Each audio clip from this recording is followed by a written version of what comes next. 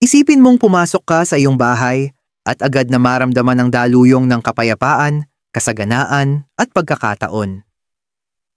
Paano kung sasabihin ko sa iyo na sa isang simpleng aksyon, maaari mong buksan ang pintuan patungo sa isang hinaharap na puno ng kayamanan at tagumpay? Hindi ito mahika, isang sinaunang ritual ng Budismo na kayang baguhin ang iyong buhay pinansyal, simula sa mismong pinto ng iyong bahay.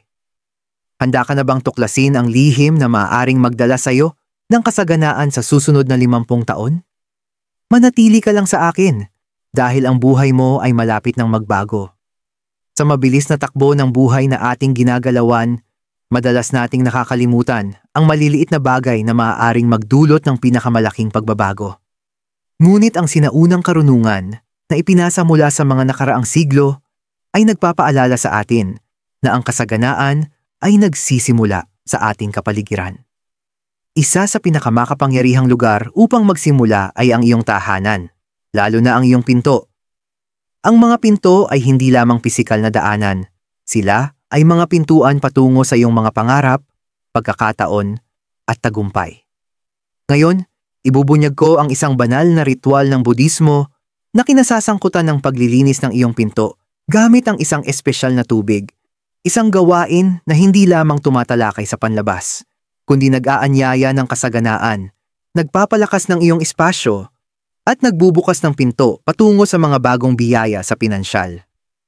Ang kagandahan ng ritual na ito ay nasa pagiging simple nito, ngunit ang transformasyon na dulot nito ay malalim.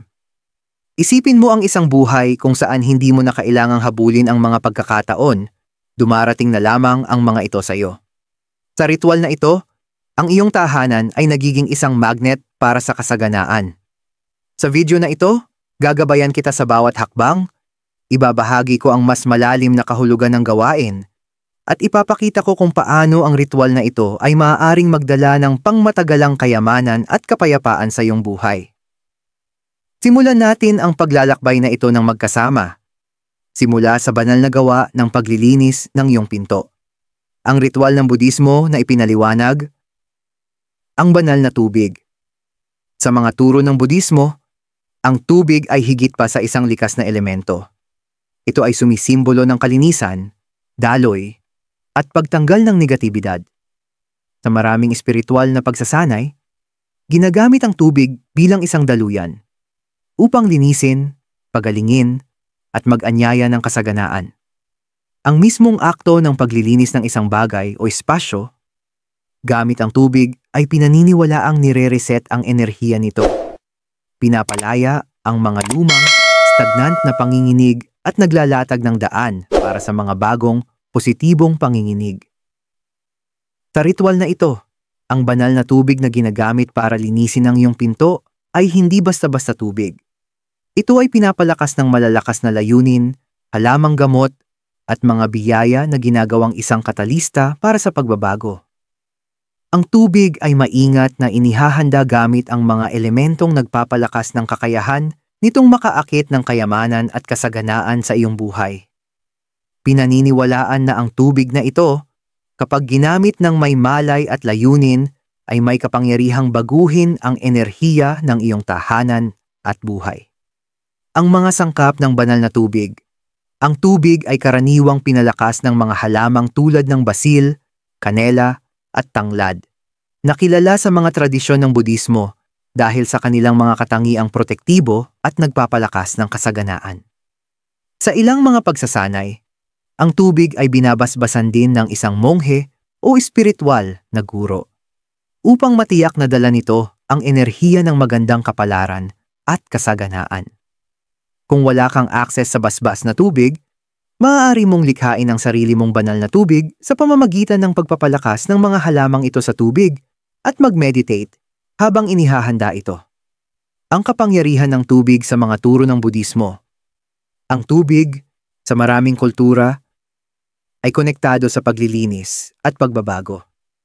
Sa Budismo, madalas itong itinuturing bilang isang ahente ng paglilinis. Hindi lamang tinatanggal ang dumi mula sa pisikal na mundo, kundi pati na rin mula sa espiritual at emosyonal na mga aspeto. Ang ritual ng paglilinis ng iyong pinto gamit ang banal na tubig ay hindi lamang tungkol sa pagtanggal ng alikabok at dumi mula sa pisikal na mundo. Ito ay tungkol sa paglilinis ng negatibong enerhiya, mga hadlang, at mga pagharang na pumipigil sa pagdaloy ng kayamanan at magandang kapalaran sa iyong buhay. Ang tubig sa pilosopiya ng Budismo ay simbolo rin ng pagdaloy. Tulad ng tubig na dumadaloy at nag-aangkop, tinuturuan tayo ng ritual na ito na magdaloy sa mga oportunidad ng buhay, nang walang pagtutol. Hinihikayat tayo nitong yakapin ang pagbabago at kasaganaan ng may bukas na mga bisig na nagtitiwala na ang universo ay nag-aayos ng tamang mga pagkakataon para sa atin. Paghahanda ng banal na tubig. Ang paghahanda ng tubig na ito ay simple ngunit malalim. Mag-umpisa sa pagkuha ng sariwang tubig, mas mainam kung tubig mula sa bukal o malinis na tubig mula sa isang pinagkukunan na nararamdaman mong konektado ka. Pagkatapos, ilagay ang mga napiling halamang gamot sa tubig at hayaang mag-infuse.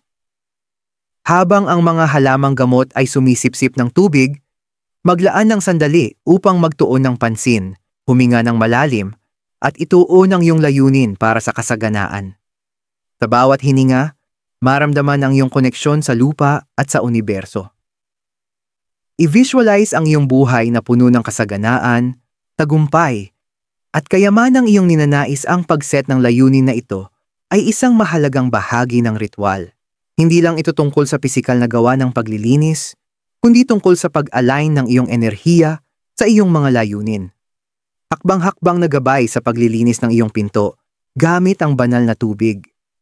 Ngayon na naihanda mo na ang banal na tubig at handa nang magsimula, dumaan tayo sa proseso ng paglilinis ng iyong pinto ng may layunin at pagkamalay. Ang bawat hakbang ng ritual na ito ay may malalim na espiritual na kahulugan. Kaya habang isinasagawa mo ito, tandaan na manatiling nakatuon sa iyong mga layunin at sa enerhiyang nais mong ipasok sa iyong buhay. Hindi lang ito tungkol sa paglilinis ng pisikal na pinto. Ito ay tungkol sa paglilinis at paglilinaw ng iyong enerhiyang espasyo upang mag-anyaya ng mga bagong pagkakataon, kayamanan, at biyaya. Hakbang 1. Ihanda ang iyong mga materyales bago ka magsimula. Tiyakin na mayroon kang lahat ng kailangan mo para sa ritual. Narito ang mga kailangan mo. Banal na tubig. Ang tubig na pinapalakas ng mga halamang gamot at biyaya na inihanda ng may pagmamahal at layunin. Malinis na basahan. Gumamit ng basahan na bago o malinis ng maigi. Ito ay kumakatawan sa kalinisan na nais mong dalhin sa iyong buhay. Malinaw na kaisipan. Mahalagang bahagi ito. Bago magsimula, maglaan ng ilang sandali upang linisin ang iyong isipan at magtuon ng pansin sa iyong sarili. Huminga ng malalim at bitawan ng anumang negatibidad o abala. Hakbang 2. Itakda ang iyong layunin. Umupo ng tahimik ng ilang sandali. Isara ang iyong mga mata at magtuon sa iyong hininga. I-visualize ang iyong sarili na napapaligiran ng kasaganaan na iyong hinahanap. Ipininta ang kasaganahan sa pinansyal, kapayapaan, at mga oportunidad na dumadaloy ng malaya sa iyong buhay. Isipin ang pinto bilang isang makapangyarihang simbolo ng mga bagong simula at ipahayag sa iyong sarili na handa kang mag-anyaya ng kayamanan sa iyong tahanan. Pagpapahayag na sabihin, habang nililinis ko ang pintong ito, binubuksan ko ito sa daloy ng kasaganaan, tagumpay, at kayamanan. Naway matanggal ang lahat ng negatibidad at mapuno ang aking buhay ng mga biyaya ngayon at magpakailanman. Damhin ang bigat ng mga salitang ito habang binibigkas mo ang mga ito. Ang pagpapahayag na ito ang magtatakda ng enerhiyang tono para sa ritual na ginagabayan ng banal na tubig at iyong mga aksyon upang tumugma sa iyong mga layunin. Hakbang 3. Linisin ang pinto gamit ang banal na tubig. Ngayon na nakahanda ka na ng mental at espiritual, oras na upang simulan ang proseso ng paglilinis. Kunin ang iyong malinis na basahan, ibabad ito sa banal na tubig, at dahan-dahang pigain. Hindi mo nais na ang basahan ay magbasa ng sobra. Sapat na ang pagiging mamasa-masa nito upang maingat na punasan ang pinto. Magsimula sa itaas ng pinto at magtrabaho pababa. Habang nililinis mo, i-visualize na ang lahat ng negatibidad, mga hadlang, at mga pagsubok sa pinansyal ay nahuhugasan. Isipin na ang iyong tahanan ay napupuno ng positibong enerhiya na umaakit ng kayamanan at nagbubukas sa mga bagong pagkakataon. Gumalaw ng maingat at tiyaking takpan ang bawat bahagi ng pinto. Bigyang pansin ang mga lugar na pakiramdam mo may tensyon o paglaban. Karaniwan sa mga lugar na ito kung saan nakablock ang enerhiya, kaya't nais mong maglaan ng ekstra na pansin sa mga ito. Mantra na ulitin. Sa bawat hagod, inaanyayahan ko ang kasaganaan sa aking buhay. Ang daloy ng kayamanan, tagumpay, at kapayapaan ay pumupuno sa aking tahanan. Habang nililinis, panatilihing malinaw ang iyong isipan at nakatuon sa mga positibong pagbabagong nais mong isakatuparan. Isa itong pagkakataon upang tunay na i-align ang iyong mga aksyon sa iyong mga layunin. Hakbang 4. Tapusin ang ritual ng may pagpapasalamat. Kapag natapos mong linisin ang pinto ng maayos, maglaan ng ilang sandali upang umupo at magnilay sa iyong ginawa. Damhin ang pagbabago ng enerhiya na naganap. Ang iyong tahanan ay ngayon isang espasyo ng daloy at kasaganaan. I-express ang iyong pasasalamat sa banal na tubig, sa mga biyayang dala nito, at sa kasaganang malapit ng dumating. Pasalamatan ng universo, ang iyong mga gabay, at ang iyong sarili sa hakbang na ito patungo sa isang mas masaganang buhay. Pagpapahayag ng pagpapasalamat. Salamat universo, sa kasaganaan na ngayon ay dumadaloy sa aking buhay. Ako ay nagpapasalamat sa mga bagong pagkakataon, kayamanan, at tagumpay na dumarating sa aking landas. Huminga ng malalim at hayaang magsettle ang pasasalamat sa iyong puso. Inaanyayahan mo na ang kasaganaan sa iyong tahanan sa pamamagitan ng makapangyarihang ritual na ito. At ngayon, oras na upang buksan ang pinto ng iyong bagong, masaganang hinaharap. Ang espiritual na kahulugan ng ritual. Bakit ito epektibo? Sa unang tingin, maaaring magmukhang isang simpleng ritual ng paglilinis. Ngunit ang espiritual na lalim at malalim na epekto nito ay higit pa sa pisikal na akto. Sa parehong mga tradisyon ng Budismo at Pilipinong espiritualidad, ang akto ng paglilinis ay simbolo ng pagpapadalisay hindi lamang ng iyong kapaligiran, kundi pati na rin ng iyong isipan, katawan, at espiritu. Ang ritual na ito ay hindi lamang isang paraan upang mapabuti ang iyong espasyo. Ito ay isang paraan upang linisin ang enerhiya sa iyong buhay, na naglalabas ng lugar para sa kayamanan, mga pagkakataon, at positibong pagbabago. Daloy ng enerhiya at ang kahalagahan ng paglilinis sa Budismo, pinaniniwalaan na ang lahat ay may dalang enerhiya, kapwa nakikita at hindi nakikita. Ang mga tahanan, bagay, at pati na ang ating sariling mga katawan ay may mga enerhiya na maaaring magpalakas o magharang sa daloy ng kasaganaan sa ating buhay. Ang pinto, bilang isang daanan, ay may partikular na makapangyarihang enerhiya. Ito ay kumakatawan sa pasukan ng mga bagong pagkakataon, ang threshold ng pagbabago, at ang paanyaya para sa kasaganaan na pumasok. Ang dahilan kung bakit epektibo ang ritual na ito ay nasa proseso ng paglilinis. Katulad ng kung paano nililinis ng tubig ang pisikal na dumi, nililinis din nito ang mga espiritual na hadlang.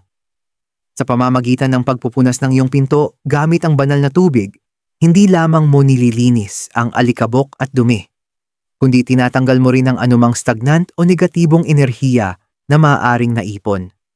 Ang aksyong ito ay muling nagbubukas ng daloy ng kasaganaan na nag-aanyaya ng mga bagong posibilidad sa iyong buhay. Paglilinis sa pilosopiya ng Budismo. Sa mga turo ng Budismo, ang mga ritual ng paglilinis ay isang mahalagang bahagi ng espiritual na pagsasanay. Ang layunin ng paglilinis ay hindi lamang alisin ang mga negatibong enerhiya, kundi magbigay ng puwang para sa kalinawan, kapayapaan, at positibong enerhiya na pumasok.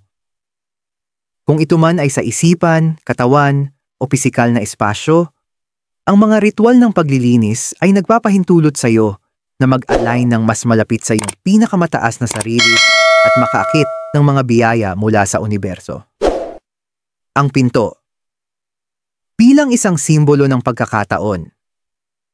Ang mga pinto ay itinuturing na makapangyarihang simbolo sa maraming kultura, kabilang ang Budismo.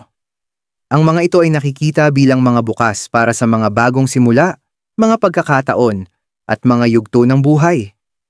Kapag nilinis mo ang pinto, ikaw ay simbolikong naghahanda para sa mga bagong oportunidad na pumasok. Ang akto ng paglilinis ng iyong pinto ay parang paglilinis ng daan patungo sa iyong hinaharap. Tinatalikuran ang mga hadlang na maaaring pumipigil sa pagpasok ng kasaganaan at tagumpay sa iyong buhay.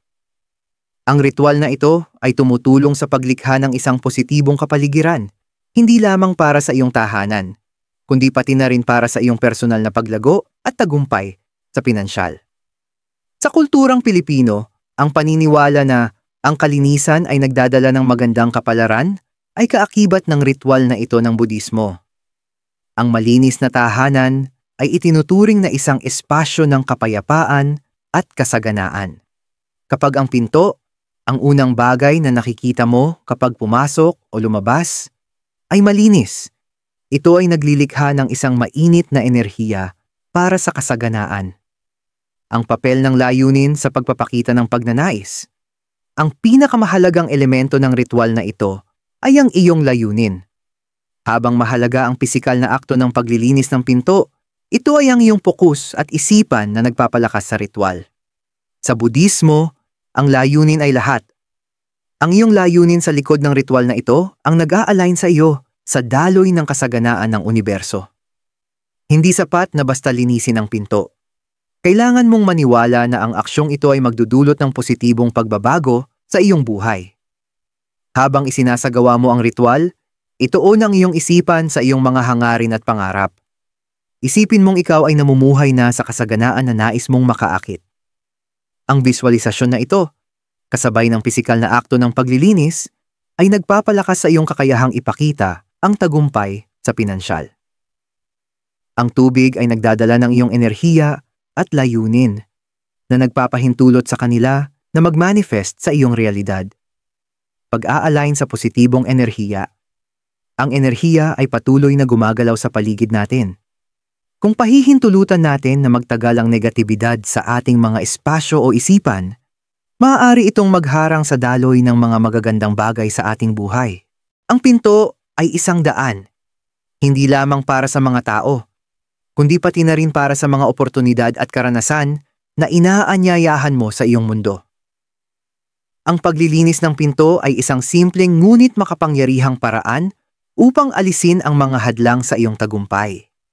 Sa pamamagitan ng pagsasagawa ng ritual na ito ng may pagkamalay, ina-align mo ang iyong sariling enerhiya sa daloy ng kasaganaan. Ipinapaabot mo sa universo na ikaw ay handa at bukas na tanggapin ang kasaganaan na dumarating sa iyo. Mga kwento ng pagbabago sa totoong buhay. Paano binago ng ritual? Na ito ang mga buhay bagaman maaaring magmukhang isang simpleng ritual, ang epekto nito sa buhay ng mga tao ay hindi matatawaran. Kapag pinagsama ang pisikal na akto ng paglilinis at ang malalakas na layunin sa likod nito, mga milagro ang maaaring mangyari. Narito ang ilang mga kwento ng mga taong nagsagawa ng ritual na ito at nakita ang kanilang buhay na nagbago sa mga paraang hindi nila kailanman naisip. Kwento 1. Ang pagtagumpay ni Maria sa negosyo sa Quezon City. Si Maria, isang may-ari ng maliit na negosyo sa Quezon City, ay nahirapan sa pababang benta at pakiramdam ng stagnation sa kanyang buhay. Sa kabila ng kanyang pagsusumikap, tila palaging may hadlang at hindi makakita ng mga bagong customer o pagkakataon. Isang malapit na kaibigan ang nagpakilala sa kanya sa ritual ng banal na tubig at bagaman may alinlangan sa simula, nagpasya si Maria na subukan ito. Matapos ihanda ang banal na tubig na may basil, kanila at tanglad, mga paborito niyang sangkap para sa kasaganaan, sinimulan ni Maria ang ritual. Nakatuon siya sa kanyang layunin Ini-visualize ang kanyang negosyo na umuunlad at ang mga bagong customer na dumarating. Habang nililinis ang pinto ng kanyang tindahan, binanggit niya ang mga pagpapahayag ng kasaganaan at tagumpay. Pagkalipas ng ilang araw, napansin ni Maria ang pagbabago. Ang kanyang tindahan ay nagsimulang makaakit ng mas maraming tao. At nakatanggap siya ng isang hindi inaasahang alok ng business partnership na nagpaangat sa kanyang kita. Sa paglipas ng panahon, lumago ang kanyang negosyo at iniuugnay ni Maria ang simpleng ritual na ito sa pagbukas ng mga pinto patungo sa mga bagong pagkakataon. Patuloy niyang isinasagawa ang ritual ng regular na pinapalakas ang kanyang mindset ng pasasalamat at kasaganaan. Kwento 2. Pagbabago ng karera ni Jose sa Cebu. Si Jose, isang 28 anyos na propesyonal mula sa Cebu, ay stuck sa isang dead-end job sa loob ng mga taon. Hindi siya masaya, mababa ang sahod, at pakiramdam niya ay wala siyang landas sa kanyang karera. Pagkatapos marinig ang tungkol sa ritual ng paglilinis ng pinto, nagpasya siyang subukan ito sa kabila ng kanyang mga unang alinlangan. Naglaan siya ng isang hapon upang ihanda ang banal na tubig, gamit ang kanila at ilang patak ng essential oils para sa dagdag na lakas. Habang nililinis ang pinto ng kanyang apartment, binanggit ni Jose ang mga pagpapahayag ng tagumpay. Sinasabi sa sarili na karapat-dapat siya sa isang makulay at matagumpay na karera. Ini-visualize din niya ang pagtanggap ng job offer na tumutugma sa kanyang mga kakayahan at passion. Pagkalipas ng isang linggo, nakatanggap si Jose ng email mula sa isang kumpanya na kanyang ina-applyan ilang buwan na ang nakalipas. Isang alok na halos nakalimutan na niya. Ang alok ay higit pa sa inaasahan niya. Mas mataas na sahod, mas maraming responsibilidad, at isang posisyon na talagang minamahal niya. Naniniwala si Jose na ang ritual ay ang naging turning point na nagdala sa kanya sa bagong kabanata ng kanyang karera. Kwento 3. Personal na kapayapaan at seguridad sa pinansyal ni Ana sa Manila. Si Ana, isang solong ina na naninirahan sa Manila, ay nakakaranas ng mga pagsubok sa pinansyal at isang pakiramdam ng patuloy na stress. Pumapalo ang mga bills at madalas niyang maramdaman na nahihirapan siya upang mapanatili ang kanyang mga gastusin. Iminungkahi ng isang kaibigan ang ritual ng banal na tubig at nagpasya si Ana na subukan ito bilang paraan upang linisin ang kanyang espasyo at isipan. Maingat niyang inihanda ang banal na tubig. Ipinaghalo ito ng layunin ng pagdadala ng kapayapaan at seguridad sa pinansyal sa kanyang buhay. Habang nililinis ang kanyang pintuan, paulit-ulit niyang binanggit ang mga pagpapahayag tulad ng, "Ako ay bukas sa pagtanggap ng lahat ng kayamanan at pagkakataon na hatid ng universo." Nakatuon siya sa layunin niyang mag-secure ng mas magandang buhay para sa kanyang pamilya. Isang buhay kung saan ang pera ay hindi na magiging patuloy na pinagkukunan ng pagkabahala. Sa hindi inaasahang paraan, sa loob ng ilang linggo, nakatanggap si Ana ng isang hindi inaasahang pamana mula sa isang malalayong kamag-anak. Ang pondo ay nakatulong upang mabayaran ang kanyang mga utang, takpan ang mga bills, at mag-umpisang mag-ipon para sa hinaharap. Laking gulat ni Ana kung gaano kabilis nagbago ang enerhiya sa kanyang paligid. Ngayon ay isinasagawa niya ang ritual buwan-buwan upang mapanatili ang daloy ng kasaganaan at kapayapaan sa kanyang buhay. Kwento 4. Paglalakbay ng pamilya Tan sa harmonia sa Davao. Ang pamilya Tan sa Davao ay palaging malapit, ngunit nahaharap sila sa patuloy na problema sa pinansyal at isang pakiramdam ng hindi pagkakasundo sa kanilang tahanan. Sa kabila ng kanilang pinakamabuting pagsisikap, hindi nila magawang makatagpo ng pagkakataon at ang tensyon sa loob ng pamilya ay lumalaki. Nagpasya ang pamilya na subukan ang ritual bilang paraan upang ibalik ang balanse at kasaganaan sa kanilang tahanan. Magkasama nilang inihanda ang banal na tubig, pinapalakas ito ng kanilang kolektibong mga layunin para sa kapayapaan, tagumpay sa pinansyal, at pagkakaisa ng pamilya. Habang nililinis nila ang pinto ng kanilang tahanan, binanggit nila ang mga salitang puno ng pag-ibig, pasasalamat, at pag-asa. Alam nilang nag-aanyaya sila ng mga positibong pagbabago. Ang mga resulta ay hindi ka panipaniwala. Hindi lamang gumanda ang kanilang sitwasyon sa pinansyal. Isang miyembro ng pamilya ang nakatanggap ng promosyon sa trabaho, habang ang isa naman ay nakakita ng bagong oportunidad sa karera, kundi ang atmosfera sa kanilang tahanan ay nagbago rin. Ang pamilya ay naramdaman ang higit na pagkakaisa, kapayapaan, at bukas na komunikasyon sa isa't isa. Ipinagpapasalamat nila ang pagbabagong ito sa kapangyarihan ng ritual at sa kolektibong layunin na kanilang itinakda. Ang kapangyarihan ng layunin at pagiging consistent, ang mga kwentong ito ay ilan lamang sa mga halimbawa kung paano binabago ng simpleng ritual na ito ang mga buhay. Ang lumilitaw sa bawat isa sa mga kasong ito ay ang kapangyarihan ng layunin. Hindi lang basta nagsagawa ng paglilinis ng pinto ang mga individual. Ginawa nila ito ng may malinaw, nakatuon na layunin. Ipinag-align nila ang kanilang mga iniisip, mga salita, at mga aksyon sa enerhiyang nais nilang makaakit. Hindi lamang ito tungkol sa banal na tubig o ang akto ng paglilinis ng pinto. Ito ay tungkol sa pagtatakda ng layunin at paniniwala sa kapangyarihan ng iyong mga aksyon na magdudulot ng tunay na pagbabago. Ang patuloy na pagsasagawa ng ritual na ito, kasabay ng mindset ng kasaganaan, ay maaaring magdala ng pangmatagalang pagbabago sa iyong buhay. Mga karaniwang pagkakamali na dapat iwasan. Huwag hayaan ang negatibong enerhiya na harangin ang iyong daloy. Bagaman ang ritual ng paglilinis ng pinto ay makapangyarihan at nakapagpapabago ng buhay, mahalagang lapitan ito ng may tamang mindset at kaalaman. Kahit na mukhang simple ang mga hakbang, may mga subtil na pagkakamali na maaring humadlang sa daloy ng positibong enerhiya at magpahina sa bisa ng ritual. Tingnan natin ang mga pinakakaraniwang pagkakamali at kung paano ito maiiwasan upang masiguro na magiging epektibo ang iyong ritual. Pagkakamali 1, paglilinis ng walang layunin. Isa sa mga pinakamalaking pagkakamali ng mga tao sa pagsasagawa ng ritual ay ang pagpapatuloy nito ng walang malinaw na layunin. Tandaan, ang ritual na ito ay hindi lamang tungkol sa paglilinis ng isang pisikal na pinto. Ito ay tungkol sa pag-aanyaya ng pagbabago, paglago, at kasaganaan sa iyong buhay. Kung isasagawa mo ang ritual ng hindi nakatuon sa iyong layunin, maaari itong maging isang simpleng gawaing bahay at hindi isang makapangyarihang aktong pagmamanipula ng iyong kapalaran. Paano iwasan ito? Bago ka magsimula, maglaan ng ilang sandali upang mag-focus at itakda ng malinaw ang iyong layunin.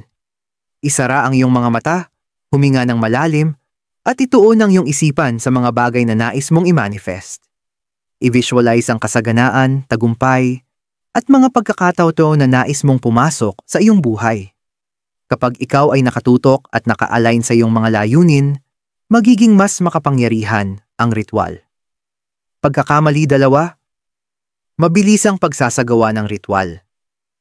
Isa pang pagkakamali ay ang pagmamadali sa ritual upang matapos ito ng mabilis. Ang gawing ito ay nangangailangan ng pagkamalay at pag-aalaga, hindi ng pagmamadali. Kung magmamadali ka, maaaring hindi mo ganap na maramdaman ang enerhiya ng ritual o ang kapangyarihan nito. Paano iwasan ito? Maglaan ng oras. Isagawa ang bawat hakbang ng ritual ng may kalmado at pokus. Kung naghahanda ka ng banal na tubig o nililinis ang pinto, gawin ito ng may pagkamalay at mapayapang pag-iisip. Ang mas malalim na koneksyon at pagiging present sa proseso, mas magiging malakas ang enerhiya na iyong aanyayahan. Pagkakamali 3, paggamit ng negatibong wika. Ang iyong mga salita ay may napakalakas na kapangyarihan, at sa pagsasagawa ng ritual na ito, ang iyong wika ay may mahalagang papel sa paghubog ng enerhiya sa iyong paligid. Kung ikaw ay nagsasabi ng mga salitang puno ng duda o negatibidad, sa tinig man o sa isip, maaaring hindi mo namamalayan na hahadlangan mo ang daloy ng kasaganaan na nais mong ipasok. Paano iwasan ito? Habang isinasagawa ang ritual, maging maingat sa iyong mga iniisip at pagpapahayag. Gumamit lamang ng positibo at empowering na wika. Kapag nililinis ang pinto, Magsalita ng mga mantra o affirmation na nakatutok sa tagumpay, kasaganaan at positibong pagbabago. Halimbawa, sabihing, karapat-dapat akong makamtan ang kasaganaan o ang aking tahanan ay puno ng kasaganaan at kapayapaan. Panatilihin ang iyong isipan sa mga mabubuting bagay na nais mong dumating sa iyong buhay. Pagkakamali 4, hindi pagpapanatili ng malinis na enerhiya. Matapos isagawa ang ritual, mahalaga na panatilihin ang enerhiya na iyong nalikha. Maraming tao ang naniniwala na kapag natapos na ang ritual, tapos na rin ang kanilang trabaho. Subalit, ito ay isang karaniwang pagkakamali. Kung babalik ka sa mga lumang gawi o negatibong pag-iisip, maaaring mawala ang mga positibong pagbabagong iyong naranasan.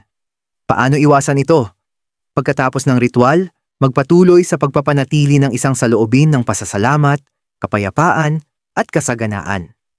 Maging maingat sa iyong mga iniisip at aksyon. Panatilihing malinis ang pinto at ang iyong tahanan upang mapanatili ang enerhiyang positibo. Maaari mo rin isagawa ang ritual ng regular upang mapanatili ang daloy ng kasaganaan at patatagin ang enerhiya ng kasaganaan. Pagkakamali 5, hindi pagpapakita ng pasasalamat. Ang pasasalamat ay isa sa pinakamakapangyarihang puwersa sa universo. Ito ang nagbubukas ng pintuan para sa mga karagdagang biyaya. Maraming tao ang nakakalimot na magpasalamat matapos isagawa ang ritual na maaaring magpababa sa bisa nito. Ang universo ay tumutugon sa pasasalamat sa pamamagitan ng pagpapadala ng mas maraming biyaya sa iyong buhay. Paano iwasan ito? Pagkatapos ng ritual, maglaan ng ilang sandali upang magpasalamat para sa kasaganaan na papalapit sa iyo. Sabihin salamat sa universo para sa mga oportunidad at kayamanang dumarating sa iyong buhay. Ang pasasalamat ay nagpapalakas sa enerhiya ng ritual, na sinisiguro na patuloy kang makaakit ng higit pang kasaganaan sa iyong tahanan at buhay.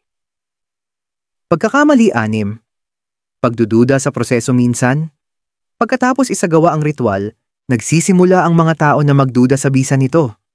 Baka hindi nila makita ang mga agarang resulta at magsimulang magtanong kung talagang epektibo ang ritual.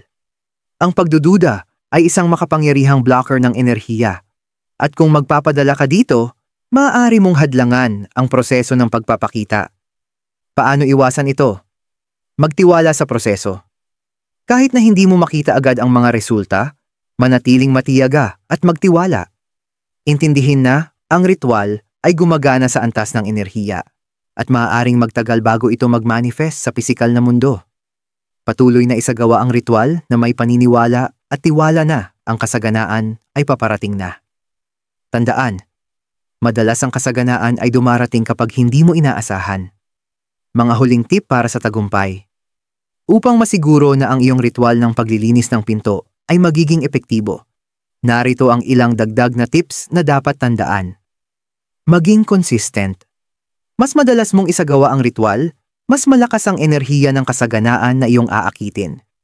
Gawing regular na practice ang pagpapanatili ng iyong espasyo at ang iyong mga layunin na naka-align sa kasaganaan. Manatiling bukas sa mga oportunidad. Habang nagsisimula ka ng mapansin ang mga positibong pagbabago sa iyong buhay, manatiling bukas sa mga bagong pagkakataon, kahit na tila hindi inaasahan o pamilyar. Ang universo ay gumagawa sa mga misteryosong paraan, at ang mga oportunidad na hinahanap mo ay maaaring dumating sa mga anyo na hindi mo inaasahan. Konklusyon. Ngayon, ang iyong panahon, yakapin ang kasaganaan. Ngayon na natutunan mo na ang makapangyarihang ritual ng paglilinis ng iyong pinto, gamit ang banal na tubig, oras na upang kumilos. Ang simpleng practice na ito, kapag isinagawa ng may layunin at pagkamalay, ay may kakayahang baguhin ang iyong buhay sa mga paraang hindi mo pa naisip. Binuksan mo na ang pinto patungo sa isang bagong mundo, isang mundo kung saan ang mga oportunidad, kayamanan at tagumpay ay dumadaloy ng malaya sa iyong buhay. Ngunit ang susi sa tunay na pagbubukas ng pinto na ito ay ang iyong paniniwala sa proseso at ang iyong pangako sa pagiging consistent. Tandaan, Ang ritual na ito ay hindi lang tungkol sa paglilinis ng iyong tahanan. Ito ay tungkol sa pag-align ng iyong enerhiya sa kasaganaan na matagal nang hinihintay ng universo na ibigay sa iyo. Ito ay tungkol sa pagbabago ng iyong espasyo at isipan na lumilikha ng isang kapaligiran kung saan ang kasaganaan ay umuusbong. Ngunit ang pinakamahalaga, ito ay tungkol sa pagtitiwala na ang gawaing ito ng paglilinis ay magdudulot ng tunay at pangmatagalang pagbabago sa iyong buhay. Pagpapahayag upang tapusin ang ritual. Upang tapusin ang ritual at patibayin ang iyong koneksyon sa daloy ng kasaganaan, ulitin ang sumusunod na pagpapahayag ng malakas o sa iyong isipan. Ako ay bukas sa pagtanggap ng kayamanan, tagumpay, at kasaganaan na hatid ng universo para sa akin. Ang aking tahanan ay isang espasyo ng kapayapaan, kasaganaan, at pagkakataon. Tiwala ako na ang aking mga layunin ay naririnig at karapat-dapat ako sa lahat ng biyayang darating sa aking buhay. Habang binibigkas mo ang pagpapahayag na ito, damhin ito sa iyong puso. I-visualize ang buhay na nais mong likhain. Isang buhay na puno ng kasaganaan, mga oportunidad, at pinansyal na kalayaan. Alam mong ang universo ay gumagawa na sa iyong ngalan, at bawat hakbang na iyong ginagawa ng may layunin ay naglalapit sa iyo sa kasaganaan na iyong ninanais. Kumilos ngayon, simulan ang ritual. Ngayon din ang oras upang magsimula ay ngayon na. Huwag maghintay para sa perpektong oras o kondisyon. Magsimula na ngayon.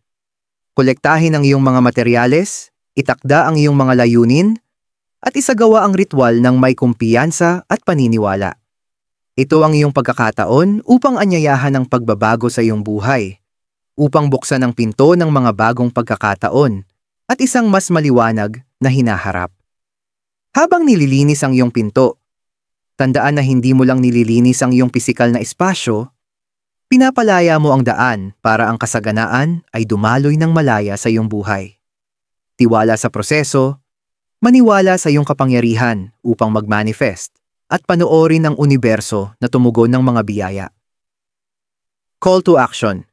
Ibahagi ang iyong pagbabago. Gusto ko sanang marinig ang iyong karanasan sa ritual na ito. Ibahagi ang iyong kwento sa mga komento sa ibaba. Anong mga pagbabago ang napansin mo sa iyong buhay matapos isagawa ang ritual ng paglilinis ng pinto? Nakatulong ba ito sa pagbukas ng mga pinto patungo sa mga bagong oportunidad? Ipaalam mo sa akin at magtulungan tayo upang makabuo ng komunidad ng mga tao na aktibong nagmamanifest ng kayamanan at kasaganaan. Huwag kalimutang mag-like, mag-share, at mag-subscribe upang patuloy na matutunan ang mga makapangyarihang ritual tulad nito. Imbitahan ang iyong mga kaibigan at pamilya upang sumali sa paglalakbay ng pagbabago. Mas marami tayong mag-share, mas maraming kasaganaan ang ating aanyayahan sa ating mga buhay. Nagsimula na ang iyong paglalakbay patungo sa kasaganaan, at ako'y excited na makita ang mga biyayang magbukas para sa iyo.